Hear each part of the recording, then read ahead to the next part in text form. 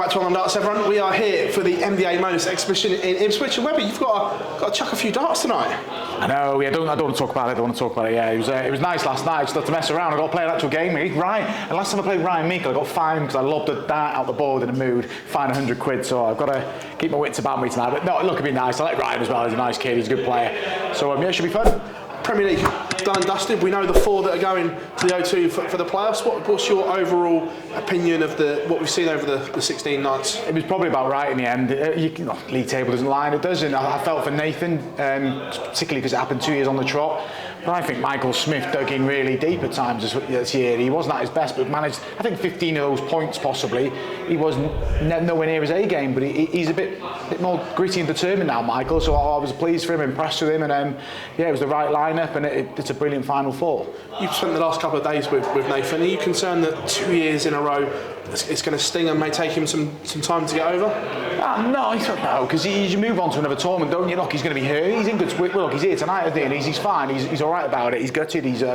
But you move on. There's a tournament around the corner, and he's got a title to defend in the match play in sort of a month and a half. So he's going to keep busy, and that's the best way. And I think he'll be in the Premier League next year. He never lets himself down. I know he's not got made the top four. 2 years on the trot, but it's 2 out of 4. He's not minimal. Last year, 24 points was the magic number. Didn't get him in. Gets 25 this year and still doesn't get in. So he's been unlucky, and he can be very proud of himself. Just looking at the Premier League, and how do you break down the final at the O2 next week? Everyone's saying it's going to be Luke against Luke in the final. Do you see any other outcome than those two? I don't see it as clean cut as that. I wouldn't be gobsmacked if it was the 2 Michaels. I've gone for the 2 Lukes. I'm kind of angling at, particularly after the way Michael spoke to me last night, Van Gerwen that is. He looks a bit determined. He was on the practice board relentless last night as well. He's got these different darts, heavier ones that he likes. And look, we know what he's done the last 2 years. He's not even finished top. Well, he hasn't. He's only finished top for 2 years, but won it. So, yeah, I've gone for the 2 Lukes, but I'm not as confident. I mean, I'm more confident in Humphreys than Littler getting there, but it's going to be good. It's going to be brilliant. There's 4 top players who play at a great pace as well. There's no slow, methodical play. Let's get on with it. So it's going to be a great night. I want to get your opinion on Gezi, because I remember you and Wayne were speaking about him probably 3 or 4 weeks in, and Wayne had reservations whether he was going to finish the campaign just because of his general body language and his dislike for the Premier League. Look, he missed 1 week for injury, but he's got through. Since then, we've seen the famous Instagram post. I'd like to say enjoy it, but I didn't. Are you concerned that perhaps we don't see Gerwyn Price in the Premier League going forward, that he just can't get his head round Premier League darts? No, he'll play. I think it's just a bit of a reactive message. He'll say to everyone that he doesn't. My personal opinion, look, it's up to Gerwyn. Look, he's got to put himself in a position to be picked first, doesn't he? And I imagine he will. No, look, we all done it, haven't we? We've all sort of been a bit reactive when we lose, and I think he'll take stock. He played all right.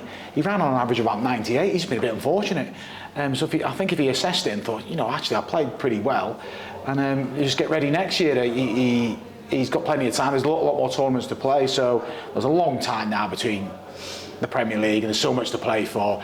I think look, if you ask him maybe in 3 weeks' time, he might change his mind. But that's how players operate, particularly Gerwyn. He's very reactive, and he has a good run in some of the World Series events, the World Cup as well. Him and Johnny are a good pair. Everything can change in a month. So I'd be amazed if he wasn't there next year.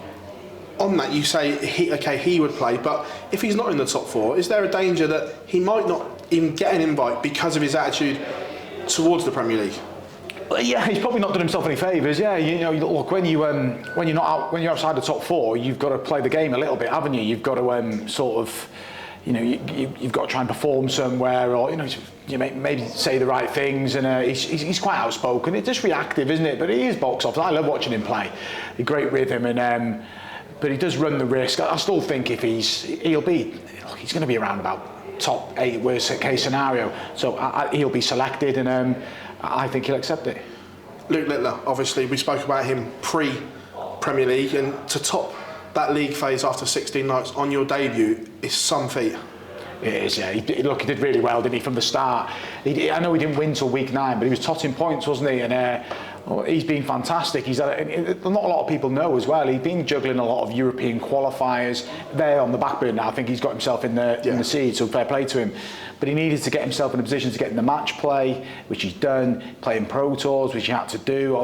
He's been doing that a lot in the first 7 weeks. He's managed to manage it a little bit more now, so it's even more remarkable. So, yeah, finished top, and he goes in as... He won't be the favourite, I don't think, but he goes second favourite. Yeah, but he finished top on his debut, and it's just the start, isn't it? He's nailed on for the Premier League for the foreseeable future, and fair play to him. I really like him. I like his attitude. He's conducted himself well. He's adapted to being a professional dart player well. We're about 6 months in, aren't we? If that. So no, I've been really impressed with him, and I think he's been a breath of fresh air. And I think me and Wayne were talking last night. It's probably the biggest growth spurt ever in the sport, and we're all benefiting. You touched on MVG. Were you surprised that we saw the equipment change when we'd seen it, and he went back to an old version of something that he'd used before? I get the logic for it. It was a free night for him, wasn't it? It was a free hit. That he could have finished fourth, wouldn't have bothered him, but he was in the top four. It's kind of like trying it tonight, an exhibition. So he spoke. I liked chatting to him last night. He was saying he seemed determined, and like I said, I don't think he left the practice ball barely last night. And he played a good game. He lost to Michael Smith, but played well. And he was like. He was positive about what happened on Thursday, even though he lost in the semi. He goes, they felt good. You can see he's excited about Thursday, and he knows the crack they need the Premier League. So, yeah, I'm looking forward to it. It's a good attitude from Michael, and all four of them, they'll have a good attitude. Do you think the criticism that he's had recently will hurt him?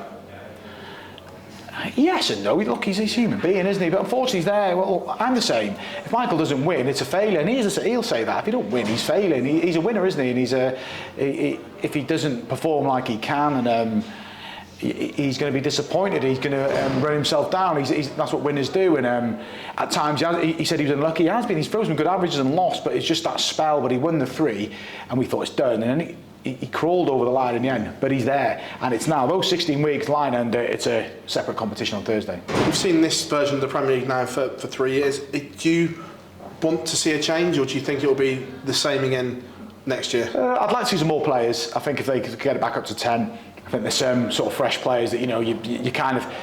It's tough for the PDC, but it's never nice to give players just one go. I think Chris Dobie would have probably deserved another go. Joe Cullen a couple of years would have deserved another go. It's tough, but if you can fit them in and you've got the right formula, then do it. But it does work. It'll be criticised, but they generally get it right. PDC, they freshen things up, and who knows whether it's next year, the year after. But yeah, I'd like to see a couple more players. Match play on the horizon as well, and looking at the potential lineups we could get. That non-seeded part of the match play this year looks absolutely brutal right now. Yeah, and it's going to get worse every year. There's not enough room for all these players. There's more than 16 top players, so unfortunately some of them have to become unseeded, and it'll be good.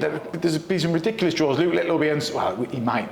There's not enough money. He will be unseeded. Yeah, he will do. Yeah, so he'll be unseeded. Gary Anderson could. He'll be unseeded as well. Yeah. So there you go. There we are. And they could play 2 seeds and be clustered in the same section of the draw. It could be brutal. So it's going to be good. Players who sort of like a consistent player. Richie Edhouse is just creeping in as well. New players, I like them getting an opportunity. It'll be good. Everyone loves the match play, and I'm looking forward to it. It's not far away. How would you assess the first half of this year? Obviously, Premier League coming towards an end. We're on this great big crest of a wave off the back of the World Championships and the Litter effect. Where would you assess the year and the game in general? I think it's quality. I think Premier League aside, I think I've kept my eye a little bit. I don't really work on the Pro Tours and Euro Tour at the beginning half of the year, but you just glance over the results. There's been some real quality, and them players are they're their bread and butter, and they've played well. And they all come together now. There's a few World Series, but it's the match play, isn't it? And then that's a brilliant one. And I think the standards there, and you need to get it right at the match play. You can put, there's massive prize money to be won, and then you can put yourself in the picture, build something going into the end of the year, and then you can put yourself in the equation for the Premier League and things like that. Because that's what players do. That's how they think. And it's a good part of the year before the sort of little break in August. Peter Wright's come out and said that if he gets selected next year, it'll be his last Premier League regardless. Do you think he's going to get that opportunity, or do you think we've seen Peter Wright in the Premier League now and it's done after the last couple of years? He's going to have to do something. He's going to have to win something, isn't he? He really is. He's going to have to win a major event. He knows that. He did it last year. If you're picking it down, it's not just me, Peter Wright. If you're standing here next to me, admit he's not going to be in. And he's been fantastic. He's been there since 2014. It's some run. Just hasn't worked for the last 2 years. And sometimes you need to take a couple of steps back to go forward again. And Peter's a hard worker. He was patient to get when I first started, Peter won't mind me saying, he wasn't really getting to grips with PDC. He didn't even qualify for the World Championship, but he still believed, and he got there, and he got the World, and he started and then he won major titles.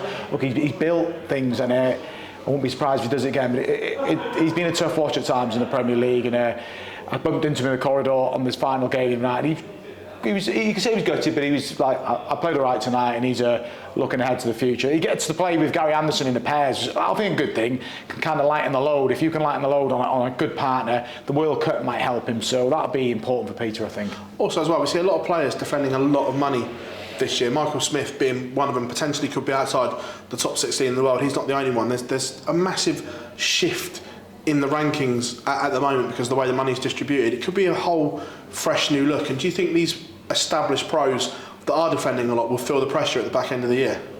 They'll be aware of it. Whether they feel the pressure, I don't know. We say this all the time. I think we waited for Rob Cross to drop to sort of 27th in the world a few years ago. It never happened because they find a way to win the top players. So I wouldn't be surprised if Michael Smith grabs a major. I'd expect him to, really, to be fair. He's that good. But yeah, that's the beauty of it, isn't it? They win all these money and then you enjoy it, and quickly it soon comes around. It only feels like yesterday Michael Smith won that $500,000 and he's got to defend it at the Worlds. But you go again, it'll come up Michael Smith. If he doesn't defend it, you kind of at a reset, and then there's someone else. So you're always shuffling about. People are critical of the system, but how else do you do it? I think it's all right, it's fair, and it keeps the players on their toes. Well, absolute pleasure as always, lad. Cheers, Barzy boy, Jimmy.